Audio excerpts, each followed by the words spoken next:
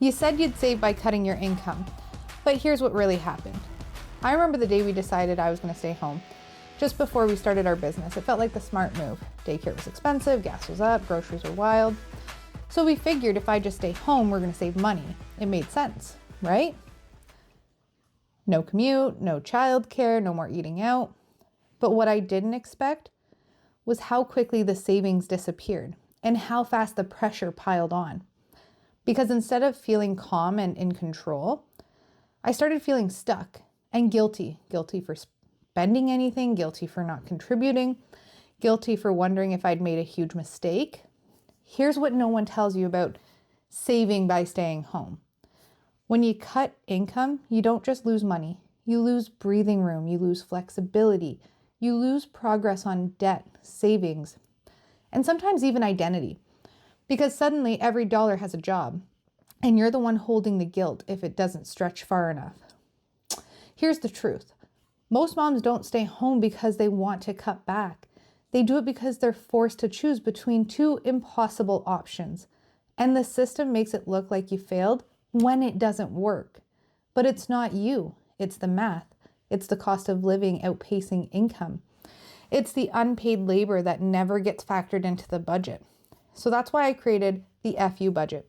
Not because I was trying to get rich overnight, but because I needed to see what was really happening with our money, where it was leaking, where it was working, and where we were lying to ourselves. But here's the kicker. When you stay home thinking it's going to help financially, you don't just save money, you absorb the responsibility. Therefore, the invisible pressure triples. You're now managing the house, the meals, the bills, and the emotional labor. And because you're not bringing in money, you start believing your value went down. That belief almost broke me. I remember one night sitting at the kitchen table doing the math again and again and again, and realizing even though I was home, we were still sliding deeper into debt because the problem wasn't that I wasn't earning. It's that our entire financial system was built to make families fail quietly. Groceries inflated, interest rates jumped. One car repair could erase a month of progress, and no one tells you that cutting income doesn't create freedom. It just shifts the stress. You're now saving money with time instead of dollars, and time is the one thing that you can't get back. That's why I stopped asking, how can I save more? And I started asking, how can I build more?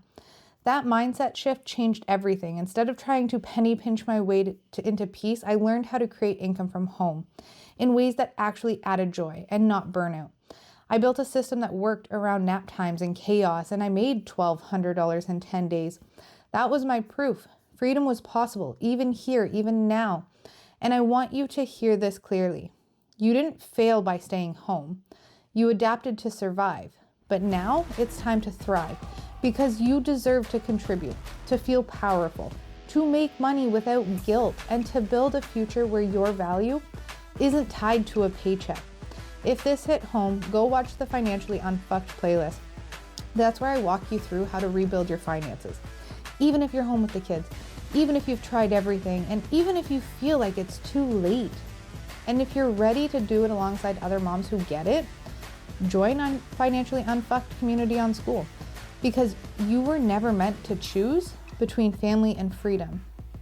You were built for both.